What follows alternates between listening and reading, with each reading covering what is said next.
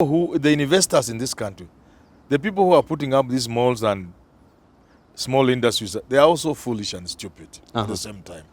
Because if you do not give people good income, good salary, for them to have disposable income, who is going to shop in those malls of yours? Nobody. Who is buying these things you are bringing, importing? The moment you have reasonable salaries for people in this country, you quickly have, the impact will be felt quickly. If government had that kind of body, where all people, we know about everybody, and then if a county wants to employ, it has no county service board. That's rubbish. Just tell us who you want, and we will give you. We will just go from our pool and we'll give you.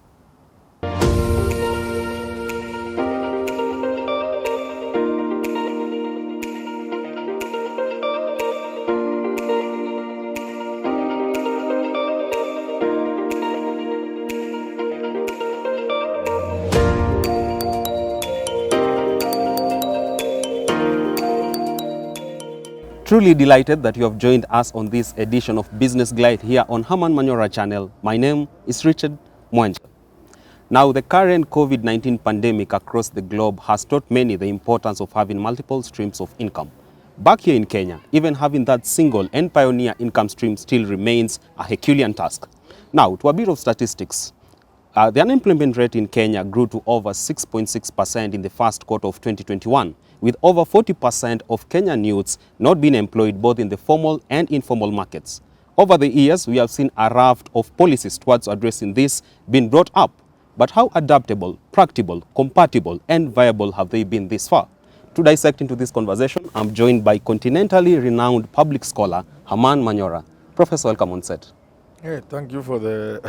Yes, okay. But you are a big person in this side. No problem, no problem. All right. I wish I was. All right. But continue. You will be soon.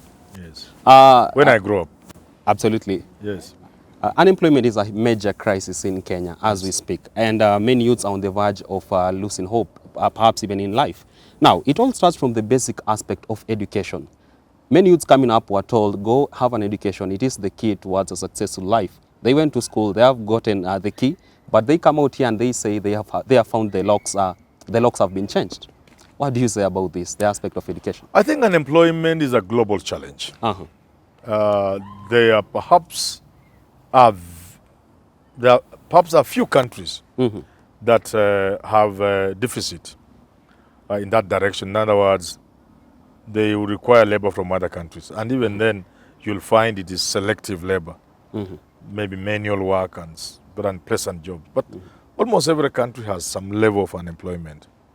However, what we have in this country is an abnormal situation. One of the highest. Yeah, it's not a question of one of the highest. It's just an abnormal situation.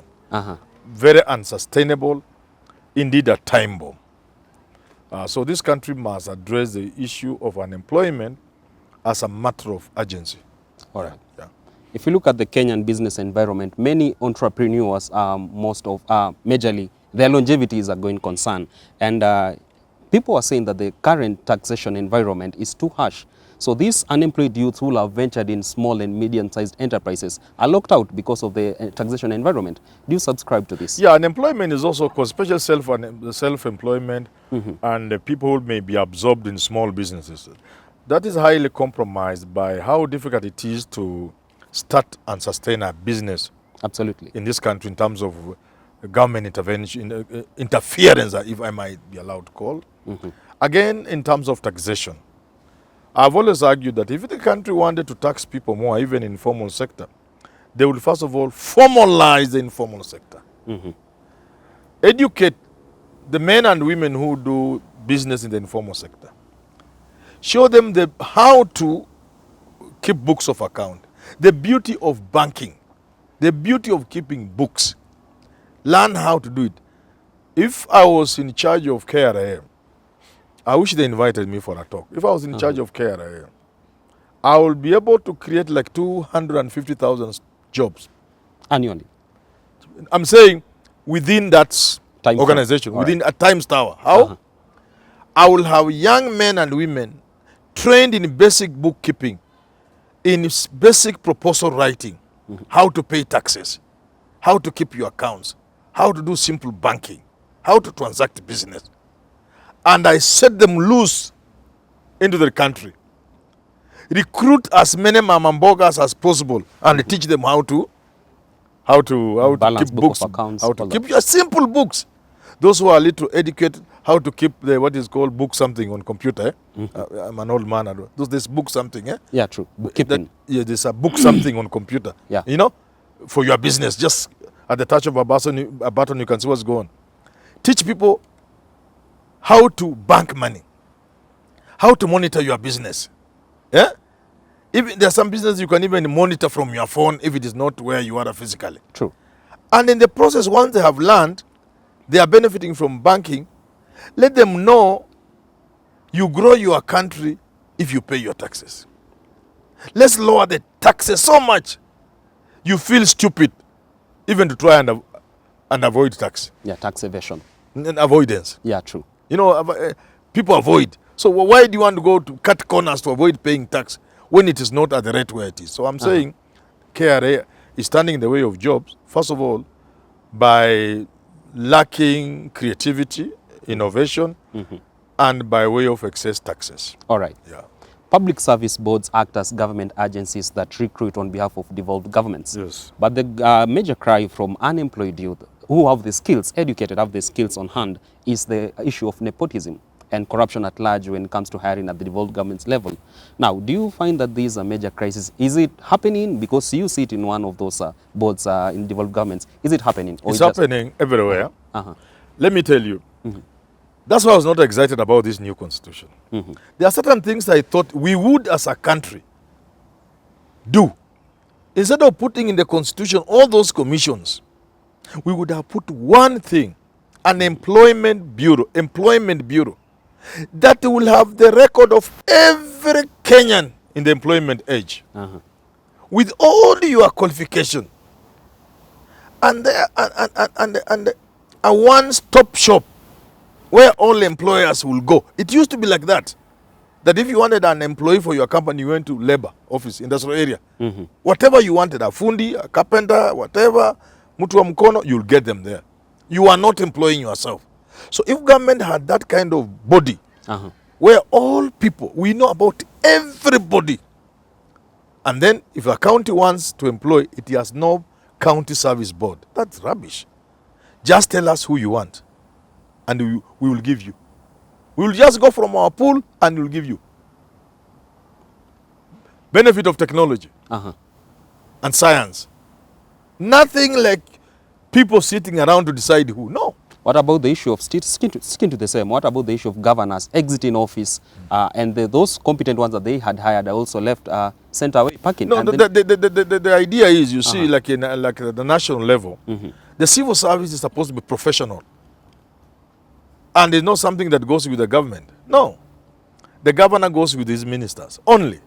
The rest are supposed to remain with because the bureaucracy, the civil service. The president of the Republic of Kenya does not go away with anybody else. He goes with his ministers alone. The rest must be there.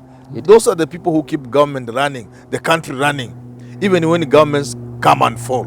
All right. Especially in places where governments can fall in a matter of minutes, in a matter of hours or days or months. I see. Yeah. Now, the mandate of government is not to give youths jobs, rather than to create an enabling environment for such. If you take a look of devolved governments, go to places like Ikolomani, we still have those who've ventured into self-employment, working in mines, very less empowered in terms of gear, protective gears, and so forth, and also middlemen coming on board and really taking away what they should have made. Now, to address such, why can't we empower them as much? Is it too expensive to empower them at devolved government level? Of course, lack of clear policies. More importantly, allowing people to exploit people is in Nyanza, is in Western. People are doing some little mining, crude mining. When the situation is like that, you'll find there are other people, investors, foreigners, exploiting the situation and making a kill. All right. Yeah. Going ahead, should employers get done with obsession for grades and go for even B, C, or D students that have co-impressive skills, and not just going for people who are good at end-of-term cards and sessional papers at the end of the semester, etc.? In the 70s and 80s, 70s, I think 60s and 70s, there's what we used to call the diploma disease. where there was a social push for education, where everybody wants to have an education, a certificate. All right. Sadly, this many years later, we are still stuck there. Many countries in the world today, it used to just be German and a few other countries, but many countries in the world today, look at what it is you can do, and not the papers you are bringing. So we are a country who look at papers that people have, what certificates, what titles, but not exactly what they can do. We must move away from that. All right. Yeah. And then if you look at the what Kenyans are feeling is that the youth are in a tug of war with the national government as well as agencies such as the Kenya Private Sector Alliance, KEPSA, in that we have failed to address the issue of minimum wage and salaries in Kenya. In as much as you get formal employment, the salary, say 15,000, isn't enough to meet the unbearable state of our economy. Going forward, should we fully address this issue, and how do we go about it? I have said I'm a champion of reasonable minimum wages, of living wages. I hold it that given the current state of our economy, cost of living, the minimum wage in this country, in Nairobi, should be about 40 to 50,000 shillings. But remember also, I have said again, that the people who, the investors in this country, the people who are putting up these malls and small industries, they are also foolish and stupid at the same time. Because if you do not give people good income, good salary, for them to have disposable income, who is going to shop in those malls of yours? Nobody. Who is buying these things you are bringing, importing? The moment you have reasonable salaries for people in this country, you quickly have, the impact will be felt quickly. So these people will have a purchasing power that they don't have today. And that will lead, one thing will lead to another. And there will be more production, more investment, more employment. So the beginning point must be for us to assess realistically what is the minimum living wage, minimum wage. All right. And it must be a living wage, not a slave wage. Yes. All right. Do you feel in our institutions of higher learning, creating centers of excellence will give the Kenyan youth an added advantage, or rather a competitive edge over the rest when it comes to employment, both in the formal and informal worlds? In Korea, for example, there is an academy. I think academies, but there's an academy, the one I know of, that produces leaders. We are at that point, I think, where we need a place where the top brains can be facilitated and nurtured to help this country move forward. That I agree. All right, all right. And then if you look at government agencies that have been set towards capitation of entrepreneurship on the youth side, we have seen a case of mismanagement of funds. And it has been on record. Look at the Youth Enterprise Development Fund. A number of its officials were charged in court, yet to go into prison by now. And so other agencies are in the picture with huge capitation running to billions of shillings. Going ahead, should we scrap these agencies and now directly, probably working with youth directly other than through these agencies? We just need a national conversation, an honest national conversation on how we can tackle unemployment, how we can create small entrepreneurs, how we can encourage small business people, because over 70% or thereabouts of business is at micro and small enterprises. All right. How do we empower them? How do we inject capital? But the way we have been doing so far is wanting. Especially we allow the monies to be accessed by vultures. Yeah. Sir, a number of state agencies were brought forth towards empowerment of youth, those employed and those unemployed. Talk of the Youth Enterprise Development Fund and so forth. However, we see the corrupt menace being a major problem and a nightmare to most of them. Going forward, how do we generally address this crisis? We would just need to think about how to solve unemployment in this country, look at how to invest the little money we have in programs aimed at creating jobs and also giving youth a chance at business, but a national conversation that handles that as a major problem that requires urgent attention. All right, the second last question. We have seen mega projects such as the Kimwarere and Aror Dams, Tolin, and a raft of others. These are mega projects that will have created a number of jobs, hundreds of them to the Kenyan youth. Going ahead, should those seeking power, should they pick up stalled projects or now? Those kind of projects are the ones that are causing a problem. Dams cannot be that expensive. This is eating. Those projects are budgeted for the purpose of eating. They are not projects to do anything. All right. Absolutely.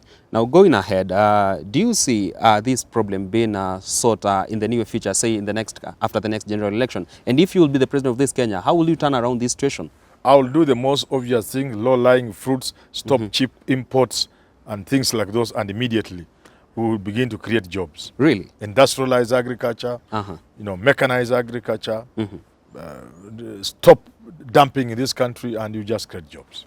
All right. Well, that is Professor Herman Manyora making this thematic concern as easy, queasy, squeezy lemon as it can be, and really giving us some policy recommendation that we as a country need to take up towards addressing the unemployment crisis. And today, for Fun of the Week, we go to all the way to Saudi Arabia in Jeddah City, a guy by the name of Peter Manyora. Peter Manyora, thank you very much for being part of us.